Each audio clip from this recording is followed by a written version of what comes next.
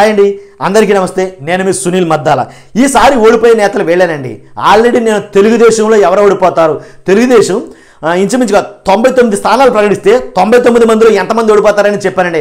నిజంగా దాంట్లో చాలా రకాలుగా వీడియో వైరల్ అయింది. వాస్తవంగా అయితే కనుక అంటే తెలుగుదేశం మీద నాకు ఏదో గిట్టనట్టు, తెలుగుదేశం అంటే నాకు నచ్చనట్టు, కాబట్టి అందుకే వాళ్ళు ఓడిపోతున్నారు అన్నట్టు చెప్పాను. వాస్తవంగా తెలుగుదేశంలో ఓడిపోయేవాళ్ళు ఉంటే తెలుగుదేశంలో ఓడిపోయేవాళ్ళ గురించి చెప్తా, వైసీపీలో ఓడిపోయేలు ఉంటే వాళ్ళ గురించి చెప్తా, జనసేనలో ఓడిపోయే వాళ్ళు ఉంటే వాళ్ళ గురించి చెప్తా.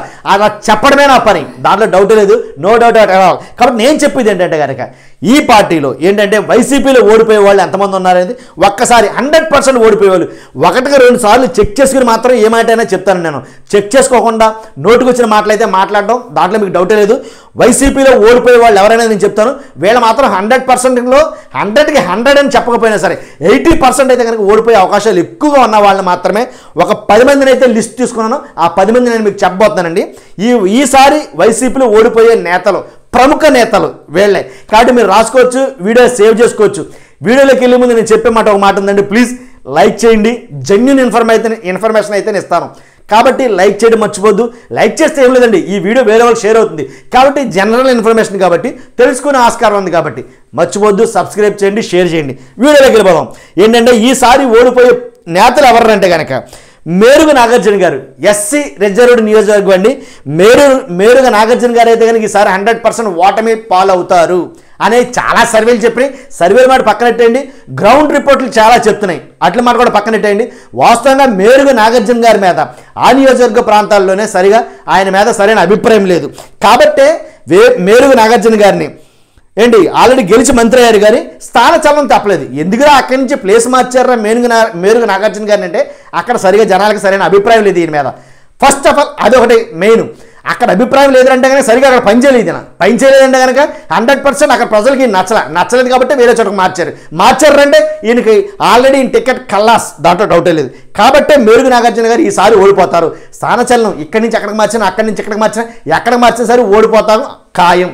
కాబట్టి మేరుగు నాగార్జున గారు ఓడిపోతారు.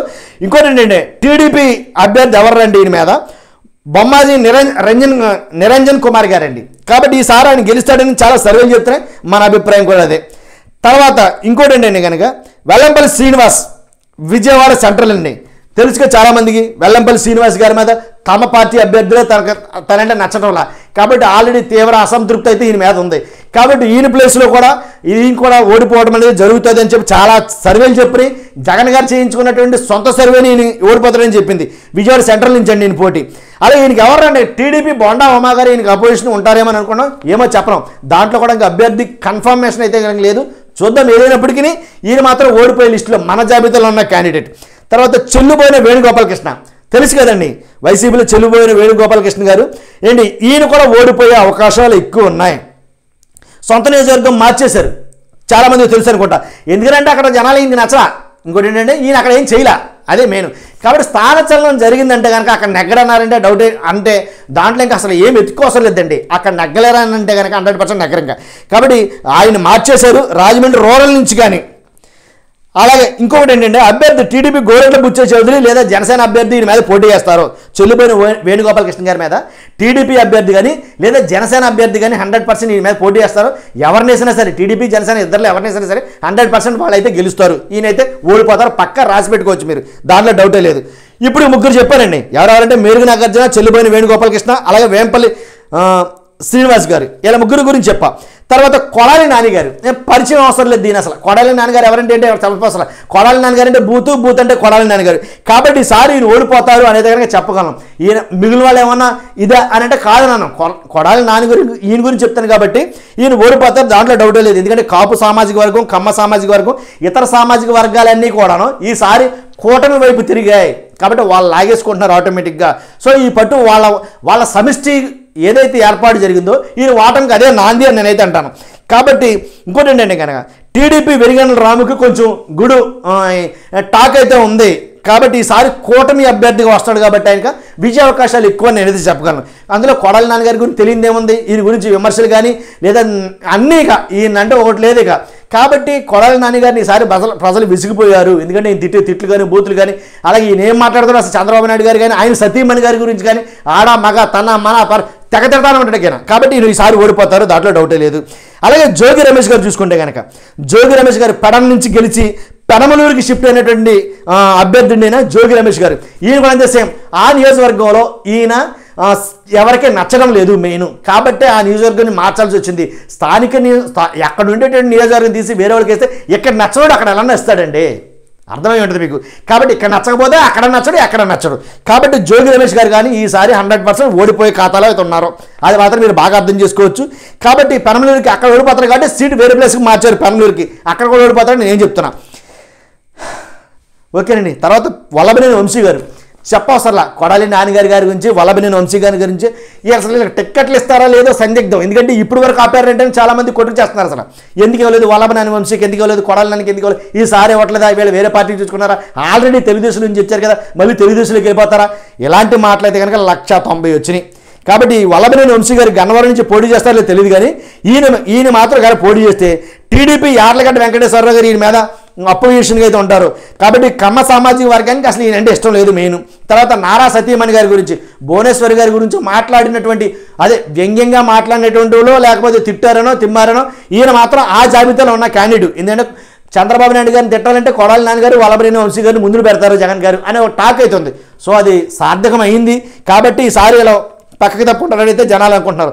ఇంకోటి పేర్ని కిట్టు గారు అంటే పరిచయం చేయాలి మీకు. ఎలా అంటే పేర్ని నాని గారు ఎవరైతే ఉన్నారో మంత్రి, ఆయన అబ్బాయి, ఆయన తనయుడు పేర్ని గిట్టి గారు. కాబట్టి ఆయన ఆగి నేను సరిపెట్టేస్తాను ఈసారికి, మా అబ్బాయికే ఉండండి, ఈయనకి ఇస్తున్నారు టికెట్, కాబట్టి ఈయనైనా ఈసారి గెలుస్తారంటే కనుక తండ్రి చేసిన తప్పులు కొద్ది గొప్ప కొడుకు కూడా వస్తాయి. కాబట్టి ఆ రకంగా ఆయన చేసిన తప్పులు ఈయన మూట కట్టుకుని ఈయన కూడా ఈసారి ఎలక్షన్లో 100% ఓడిపోతాడని చాలా సర్వేలు అయితే కనుక చెప్తున్నాయి. చూద్దాం, సర్వేలు ఏముందండి, మెయిన్ కావాల్సిన జనాలు ఓట్లు. కాబట్టి వాళ్ళు ఎలా డిసైడ్ అవుతారనేది ఎలా ఉన్నా సరే గ్రౌండ్ రిపోర్ట్లు ఏమని చెప్తున్నాను కానీ ఈయన కూడా ఓడిపోయే జాబితాలో ఉన్నాడు అని అయితే కనుక అంటున్నారు. అదే ఏదో చెప్తాను కదా, సేమ్ అదే తండ్రి చేసిన తప్పులు కొడుక్కి అది మారతాయి ఏంటి అనేది. అందులో పవన్ కళ్యాణ్ గారిని తిట్టాలంటే పేరు నానిగారే మెయిన్. కాబట్టి పేరు నాని గారి శాఖ ఏంటంటే పవన్ కళ్యాణ్ గారు తిట్టే శాఖ. అసలు ఆయనకి ఏంటంటే ఏం మంత్రి అని చాలామందికి అర్థం కాదు. అలాగే ఇంకోడు వీడియోలు ఎంత అయిపోతుంది, కొంచెం స్పీడ్గా చదువుతున్నాను అర్థం చేసుకోండి. విడుదల రజని గుంటూరు పచ్చికి పంపేశారు ఏమన్నా కానీ అక్కడి నుంచి ఆవిడ ప్లేస్ నుంచి మొత్తం మార్చేశారు. ఏంటంటే కనుక అక్కడ అసలు విడుదల రజని గారు ఆ నియోజకవర్గంలో తిరిగిన దాఖలాలే లేవని చాలామంది మాట్లాడుకున్నారు. తిరిగినా తిరగకపోయినా ప్రజల మనసులో ఉంటే కనుక 100% ఓట్లేస్తారు. ఆ ప్రజల మనసులోనే లేనప్పుడు ఓట్లేయడం కష్టం. కాబట్టి విడుదల రజని గారు కూడా సేమ్ ఈవిడ మార్చేసే చిలకలూరుపేటలోనో లేకపోతే అక్కడ దిక్కి వేస్తారని అయితే కనుక మరీ ముఖ్యంగా ఏంటంటే కనుక అసంతృప్తి ఎక్కువ ఉంది ఈవిడ మీద.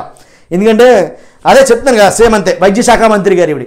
కాబట్టి వైద్య శాఖ మంత్రి గారికి ఈసారి ఇంటికాడ అదే కూర్చోబెట్టేస్తారు, ఈసారి ఇంకా సీటు ఓడిపోతారనేది చెప్తారు. తర్వాత అంబటి రాంబాబు గారు అంటే పరిచయం, అసలు సంబరాల రాంబాబు గారు మంచి పేరు ఉంది దీనికి. కాబట్టి అంబటి రాంబాబు గారి గురించి సత్తెనపల్లిలో ఎలాంటి టాక్ ఉందంటే కనుక ఎవరిని ఎట్టుకుని వెళ్ళి ఎలా ఉంటారో అంబటి రాంబాబు గారు గెలుస్తారంటే గెలవరో అని చెప్పారు. ఎందుకంటే కనుక అంబటి రాంబాబు గారు నియోజకవర్గం చేసింది ఏమి లేదు, పైగా చాలా గొడవలు అయితే మూట కట్టుకున్నారు. ఏంటంటే కనుక ఏదో అంటే ముఖ్యమంత్రి నిధి నుంచి వచ్చిన డబ్బులలో కూడా కమిషన్ తీసుకున్నాడని కొన్ని మాటలైతే వచ్చినాయి. వాస్తవమా కాదని నేనేం చెప్పలా, ఏంటంటే జరిగింది. కాబట్టి పుకార్లు అయితే వచ్చినాయి, దాని మీద చాలా ఇష్యూస్ అయితే జరిగినాయి, చాలా గొడవలు అయితే జరిగినాయి. అలాంటి కమిషన్లు కక్కుర్తిపడతాడు ఈయన. అటువంటి అంబటి రాంబాబు గారికి ఈసారి అవకాశం దక్కదని చాలామంది అయితే మాట్లాడుకున్నారు. చూడాలి ఏం జరుగుతుంది. పై ఈయన మీద టీడీపీ కన్నా లక్ష్మీనారాయణ గారిని వేస్తారని ఒక టాక్ ఉంది. తర్వాత మెయిన్ నగరం నుంచి అనగానే చాలామందికి మీరు అర్థమైపోయి ఉండొచ్చు, రోజా గారు ఏంటంటే డైమండ్ రాణి అని రకంగా, తర్వాత ఫైర్ బ్రాండ్ అనేమో వైసీపీ వాళ్ళు, టీడీపీ వాళ్ళేమో డైమండ్ రకరకాలుగా పిలుచుకుంటూ ఉంటారు. ఇవన్నీ పరిచయం అవసరం లేని పేరు రోజా గారు. ఈసారి ఇంకా టిక్కెట్ ఇవ్వలేదు ఇవిడికి. టిక్కెట్ ఇస్తే కనుక అసలు గొడవ, టిక్కెట్ ఇచ్చినా సరే ఇవిడైతే గెలవదు, దాంట్లో డౌట్ లేదు, మీరు రాసి పెట్టుకోవచ్చు. ఎందుకంటే ఏ సర్వే చూసినా సరే రోజా గారు గెలవరని. ఆఖరికి ఐపాక్ సర్వే చూసినా సరే ఐపాక్ సర్వేలో కూడా రోజా గారు గెలవరు అనేది చెప్పడం జరిగింది. అలాగే జగన్ గారు చేయించిన ఇంకో సర్వే, సొంత సర్వే ఉంది, ఆ సర్వేలో కూడా రోజా గారు గెలవరని పక్కగా తేల్చి చెప్పేశారండి. కాబట్టి వీరికి అపోజిషన్ ఎవరు వస్తున్నారంటే గాలి భానుప్రకాష్ గారు. అదనమాట. రోజా గారికి కూడా చాలా మందికి కమిషన్లు కక్కుర్తి పడతారన్న విషయం ఈ మధ్యన రీసెంట్గా కొన్ని వార్తలు అయితే వచ్చింది. అది ఎంతవరకు వాస్తవం తెలియదు కానీ ఏదైతే మంచి చేస్తే మంచి గుర్తుపెట్టుకుంటారు చెడులు, ప్రజలు చెడు చేస్తే చెడు గుర్తుపెట్టుకుంటారు. సో మంచి చేస్తుంటే మంచి వచ్చును, చెడు చేస్తున్నారేమో తెలియదు కానీ ఈసారి మాత్రం గెలవరని అయితే చెప్తున్నారు. ఇదండి ఈసారి ఓడిపోయే మంత్రుల జాబితా. కాబట్టి వీళ్ళలో నేను చెప్పిన 10 మందిలో ఓడిపోతారని 100% నాకైతే నమ్మకం ఉంది. ఒకవేళ మీరు మాత్రం ఓడిపోరు వీళ్ళు, కాబట్టి ఈసారి ఈ 10 మంది గెలుస్తారు లేదా పలానా వాళ్ళు గెలుస్తారు మీకు ఏమనిపిస్తారని కామెంట్ చేయండి మర్చిపోద్దు. నో డౌట్ ఒకవేళ మీరు కామెంట్ చేస్తే నేను దానికి సమాధానం ఇవ్వడానికి నేను ఎప్పుడు రెడీగా ఉంటాను. పైగా మీ అభిప్రాయం మీరు ఏదైతే కామెంట్ చేస్తారో దాన్ని నేను చాలా గౌరవిస్తానండి, దాంట్లో డౌట్ లేదు. కాబట్టి చూస్తున్న మీరు అందరూ కూడా లైక్ చేయడం మర్చిపోద్దు, షేర్ చేయడం మర్చిపోద్దు, సబ్స్క్రైబ్ చేయండి ముఖ్యంగా. Thank you very much.